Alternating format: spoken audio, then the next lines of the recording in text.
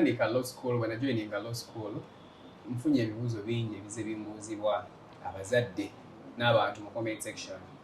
Banange soko tubuulire ebisoboka bitya, omwana wange nange njagala joining law, omwana wange nange njagala beere counsel or lawyer. Nga bwe mumanyi nze njagala nnyo sharing ideas. I'm not a mean person with ideas. Era ekinkoledde nala n'omulala kimukolere. So eri gwe omuzadde ng'oteekateeka omwana wo okutandika luno olugendo. Nabagamba luno olugendo njala lutandika nammwe, njala lutambula nammwe because maybe my story may inspire another one out there. So leero nkyazizza nsabye tutor wange, nafuna personal tutor osomuyita musomesa annyambeko nti nsome ng'already nga naye bwankoochinga nsobole okuba nga ntegeera bulungi bye nsoma kubanga gamazima gali nti ebintu bikalubamu bizibumuko, you need a lot of reading, you need a lot of research. Kati ng'era nga business person ali well versed with business, nze ekintu kyonna kinnyingirira okutandika njagala nnyo naye nfuna omuntu ansinga okukitegeera n'anjigiriza nga bwe mulaba natandise farming nunda embuzi. I had to look for YPA bakafulu mu kulunda embuzi bannyambeko mu kumanaginga farm yange very successful. So meet Counsel Kalanzi Nakalanzi, yes, Ernest Nakalanzi. She's my personal tutor. Era mbadde nsaba ebibuuzo ebisinga bibadde bambuuza ngenda kufuuka eddoboozi lyabo babadde bambuuza nga nkubuuza motuwako idea yo ku kyomanyi. Okay? Yes. I always tell people okumanya kuli wide. So every other time I can know something, someone can know something better, it doesn't mean I don't know anything about something. So the little we know we can always share. True. So nsaba weyanjulira abantu babuulire amannya go and then we can proceed.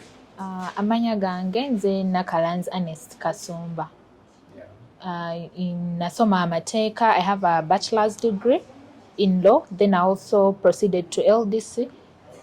Nayo nenfuna my postgraduate diploma in legal practice from LDC. Okay. Yes.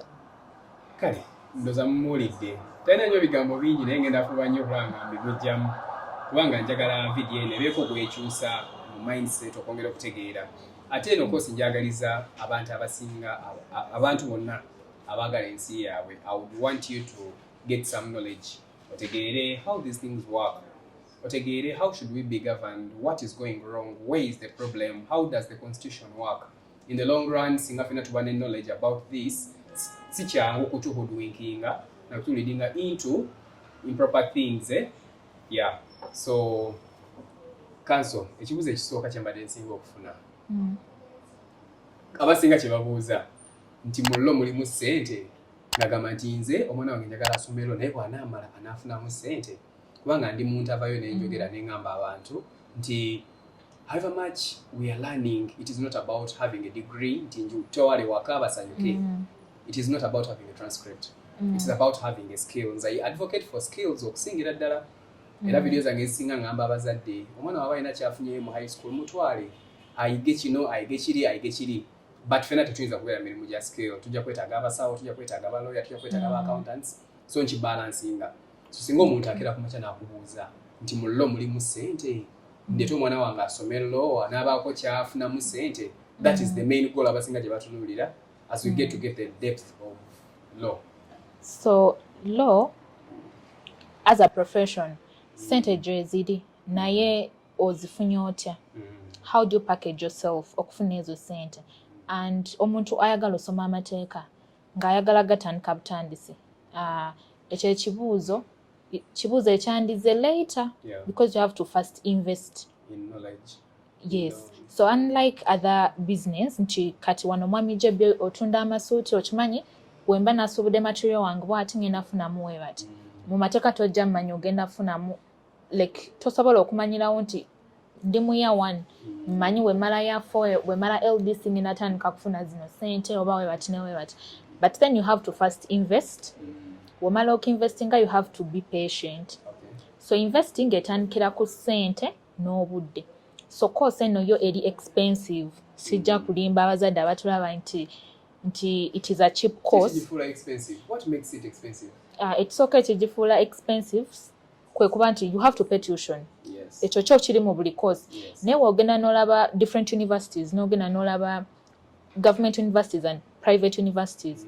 omuntu ali ku government university mu Uganda it's only MOOC government university esomesa amateeka woogenda n'olaba okay, I'm not so sure but I know MOOC woogenda n'olaba tuition wa MOOC ow'omwana asoma amateeka n'olaba nga tali ku government n'olaba ne course endala amateeka y'emu ku course ze baseera. And even when you go to private universities, kwanga bagamba nga sciences nga it looks like sciences is everything nga ndoza kisinge beyi nali ndoza abakola sciences bisinge beyi kati amateeka the law school kati tulabe university then university noba ne law school so the law school is expensive to manage n'abasomesa abagasomesa amateeka ababeeyi okwa proving osomesa amateeka ebintu bye weetaaga the textbooks are expensive so buli kimu ekiri ku mateeka kya bbeeyi ko okusinziira ku kosi endala nti omuntu ali willing okusoma law aje nga aim si yakufuna sente nga tatunudde nnyo kya sente for a start olina okukimanya nti gw'osooka otteekamu and then ekirala twogedde ku sente nti you have to invest money then also time olina owaayo obudde bwo amateeka y'emu ku kosi ezisinga obuwanvu osooka n'osoma emyaka 4 degree womala osoma emyaka 4 n'ogenda n'osoma LDC LDC kyeki eri ata alaba LDC it's ekigambo LDC kitegeeza Law Development Center it is an institution so wenva mu university kati nvudde Makerere nti kati nvudde ku Victoria University then nga ngenda ku somera eddala ng'ogenda ku LDC so LDC yo eriemu eri under government teringa kati wano woba osoma LLB ye degree no gy'osoosa osomera emyaka 4 you can go to any university naye LDC eriemu just erina different branches naye bonna bakolera wansi wa ekitongole yes you pay and it is really expensive even in LDC we pay tuition yes olina osasula tuition period gy'omalayo nnyimpi naye sente z'oteekamu nnyingi kubanga ku LDC w'osinga kuteesamu sente nnyingi nti n'emyaka ogiraba ena but LDC it is a short period for us by the time I was there it was just 9 months naye ng'emyezi 9 egyo sente z'otaddemu w'osanga omuntu ayagala ofunirawo okugyamu mangu asobola okugamba let me do a business osobola sente z'oteekamu omuntu atalina bulungi sente oba omuzadde atasuubira kuba bulungi na cash flow lo eyinza omukalubiriza okusomesa omwana mpaka okutuuka okugifunamu omuzadde asobola okuweerera omwana mu koosi endala asobola okuweerera omwana mu mateeka ekiriwo nti kyo kigenda wanvu wamukko kiringa omuntu akola medicine tojja omuzadde wewe waayo osomesa omusawo togenda kulowooza nti sente z'ogenda oteekamu ze zimu naali osoma any other course so kati olina okumanya nti ogenda teekamu sente obudde then also you need to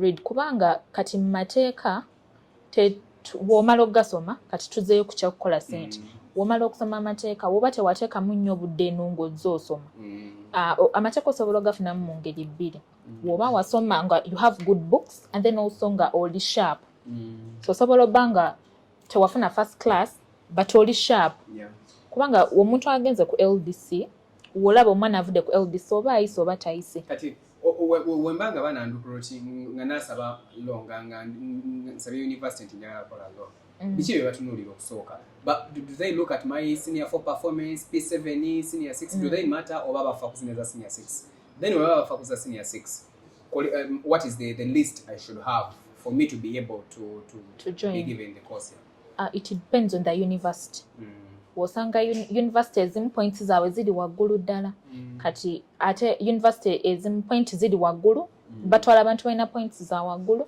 ate we bamala otwala nti abantu balina points za waggulu they are pre-entries muyina ebibuuzo bye mukola bamaze otunuulira points zo nti wafuna 15 ze tutwala then ne bakuwa ne pre-entry eri ku law yokka oba ku courses endala mu mateeka eri ku mateeka but also on specific universities. Why do you have to? I don't know.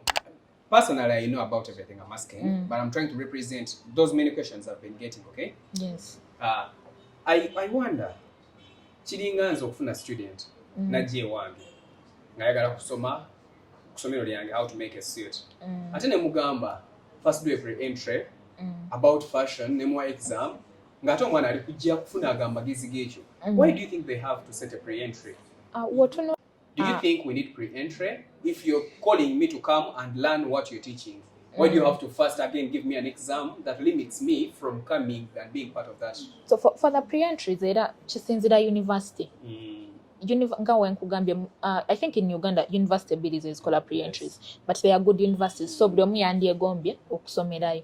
Kati ensonga lwaki bateekawo pre-entries, now I'll tell you nganze kuba simanyi university nnyo kyegoberera. University ezimu zifa ku nnamba y'abaana, kubanga university emosanga ng'egamba amateeka ffe tusobola okusomesa abaana 2 okusinziira ku facilities ze tulina, so nga bali kukola nga okusalako. Then abamu baba badoutinga maybe results z'abaana z'abafunye eno wansi. So that's what I think. I don't know. So baba baagala cream, baba baagala bagezi almost bagezi bokka.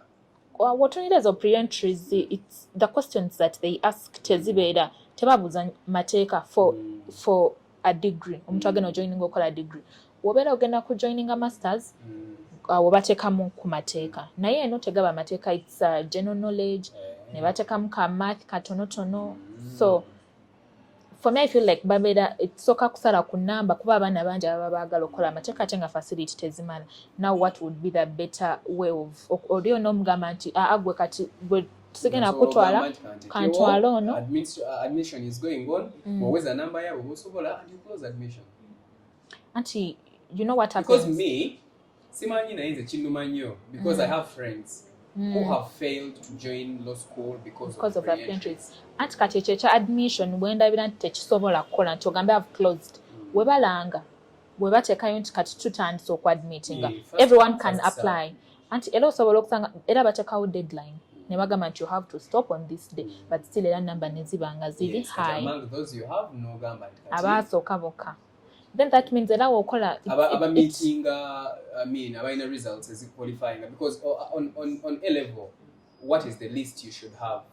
It still goes back to the university. It sinzira ku university, but still osobola ogamba nti twagala abaana abafuna above 15 bokka era ogenda okulaba nga abaana bali bangi.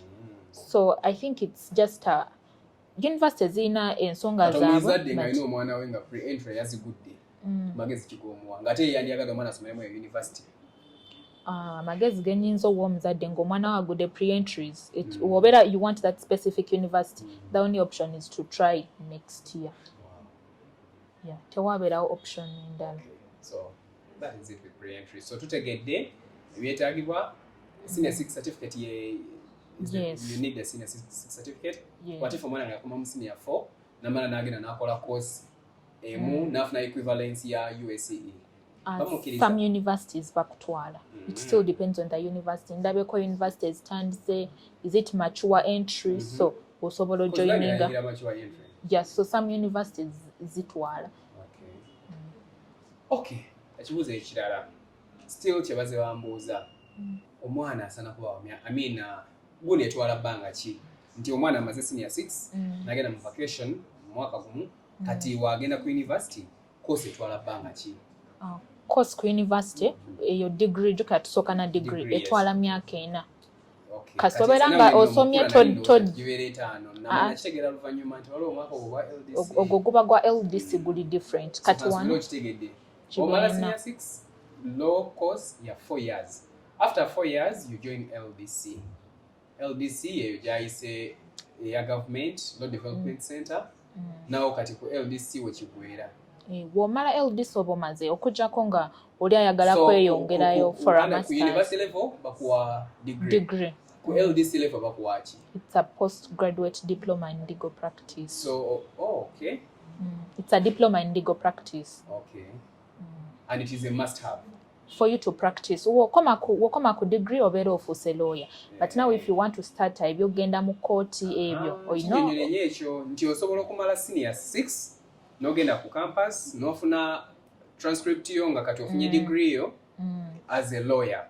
Yes. But then for you to become a practicing lawyer, I can become a lawyer nga magezi ngalina agaba lawyer naye nga sikirizibwa kugenda mu kooti kukiikirira muntu. Yes. Not until I join LDC. And you pass it. And I pass. So after passing, then you apply for that certificate. It is a very long process. process yo mpanvu, so you have to be patient. So kati gwe process yo wagiyitamu yonna?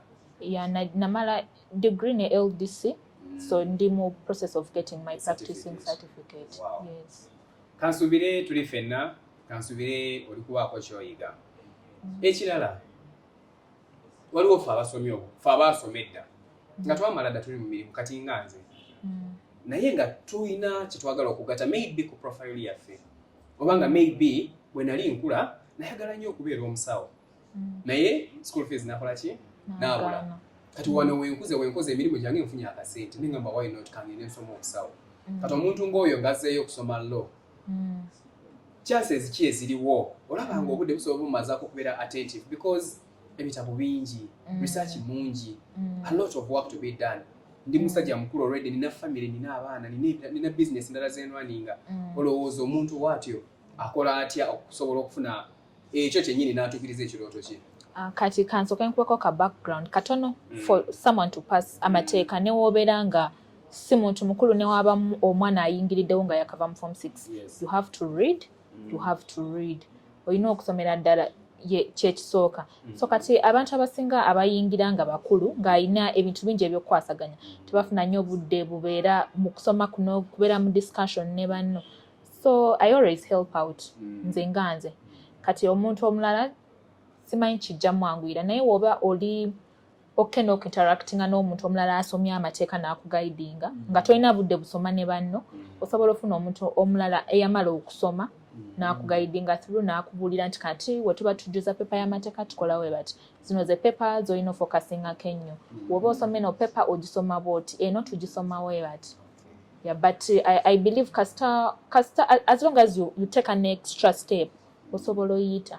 Okay. Kati waliwo ekibuuzo ekirala ekimbuuzibwa ennyo nti waliwo abantu abamu nga bamuyita lawyer omulala bamuyita counsel oba ng'omu bamuyita lawyer ate bamuyita counsel at the same time. Can you help us understand what is the difference between a lawyer and a counsel, or do they all mean the same thing? So lawyer ye muntu asomye amateeka n'atuuka ku degree level n'ayita degree. Wosanga abantu abasinga ekigambo counsel batera okikozesa ku buli muntu gwe balaba ajoininze oba law school. Nange already bampita counsel, kyabanga mpita counsel gye. So but lawyer omuntu gwe bayita lawyer ye muntu afunye degree mu mateeka. Oyo ye lawyer. But then counsel oba advocate. So womala okuyita LDC no omaze okuyita LDC then nogenda n'okola kweza empapula z'Egambia then you become a counsel oba advocate. Okay. Yes. Kale, the questions are still many. Nchabuuza naye tuna obudde butugenzeeko. I'll be having more of these interviews with her. Yes. Okwongera okuyamba gwe okubaako ky'opiikinga. The last question. Okay. Do you think, how can I phrase this question? Because personally I think nti mu buli family mwandibadde nga mulimu abantu abatabulamu nga at least mu kika kyammwe mu family yammwe boyita family there is someone gogamba nti mu family yaffe tulinamu omusawo bwe tulwala yatuyamba ku byeddwaliro then mu family yaffe tulinamu lawyer bwe tufuna emisango yatuyamba mu ki mu ebyo mu legal process and everything. Yes. Do you think that is possible? Olowooza wandibadde advocating for that? Do you think people should push for that? Kati ekyo ekyokuba nga buli family erina lawyer nga wogambye lawyer oba omusawo kati kiringa era okukera n'ogamba mbu buli family esobola okubeera n'omuntu akola mu fashion. It may be possible, it may not be possible. It would depend on the interests of the family, but what I would advise is that at least buli family ebeere attached to a lawyer. Ne waba nga si mwana wammwe but at least muyinayo kuba nga family lawyer wammwe. Omuntu yena gwe musobola otuukirira amangu ku mateeka because it's not that easy okubeera ng'ofunye ekizibu k'obwo obudde ekikwatagana n'amateeka okubiririrewo lawyer yaave ku byakola akuyamba at a times nga temubadde ne that attachment and balawyer babbi balawyer bayaaye ezo issues tuze tuziwulira. What do you say about that? Lwaki olowooza abantu balina issues nyingi ku balawyer? Lwaki olowooza abantu balina bias ku balawyer? Because personally nange na experience yange eyali yantamya abalawyer. Actually it's one of the things ebyangamba naye manyi genda osome naawe obyetegerere. So baloya babbi baloya bayaye it's like baloya bantu tolowooza nti omuntu kuba asomye amateeka alina oba afuuse malayika ne baloya nabo bantu so it is kiba oba ngamba omuntu oba ofunye chance mbi n'ogwa ku myayo naye n'abatali bayayi gye bali and also tulina n'amateeka agatufuga ne bagamba nti tolina kola kino tolina kola kino era waaba akuyaayiza osobola ogenda you can get a remedy nti singa oba ne lawyer n'akola ebintu mulaba byakikumpanya balina gye baloopebwa era singa omuloopa n'obujulizi basobola n'omuggyako certificate atakyakirizibwa kuyimirirawo mu kooti yonna so baloopebwawo abalooya abakola empisa embi so lawyer waaba akoze era kiddayo ku kikyakoze kubanga nsobola okuba nga nkoze ekintu nga naye okikoze nga oba nkugambe waliwo emisango egimu ng'olina okugenda omuloope mu kooti nga gwe gwetagisa ogenda ku kooti waliwo gyetagisa ogenda mu police but then for the profession balina their disciplinary committee gyolina ogenda n'otwala omusango. Kitegeeza ali accountable. Kasita abeera ng'akoze ekintu kyonna oba kyabukumpanya. One last thing.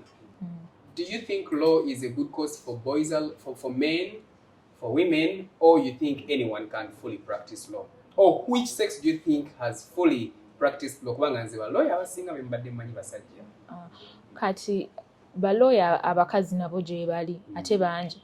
Nze we ngamba omuntu eyansikiriza okukola amateeka we nalabirako okusooka ne ngamba njagala nkola amateeka yali mukyala ate we nkugamba eyanyambako yingira yali mwami so bonna gye bali abakyala n'abakazi abakyala n'abaami ani asinga okukola obulungi kiddayo ku kyenkugambye it is something nti omuntu kati tugambe nti nga nze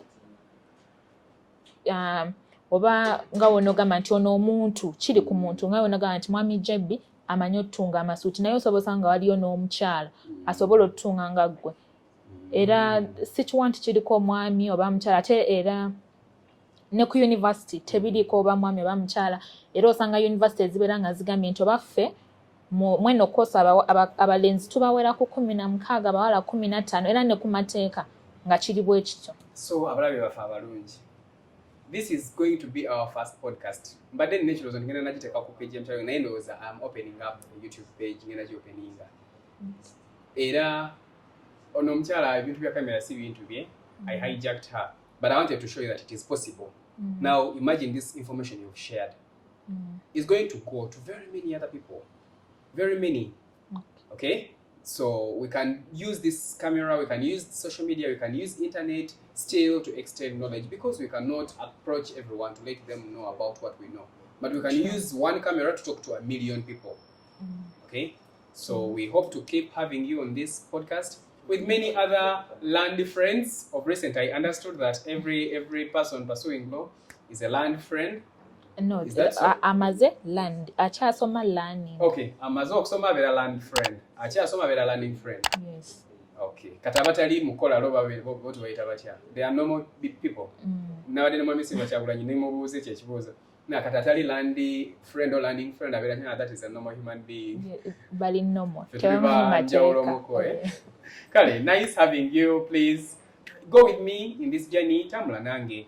We are going to discuss many things, legal terms, different, the constitution itself. We are going to share. We are not all knowing. I am personally a fresher, a starter. Today is when?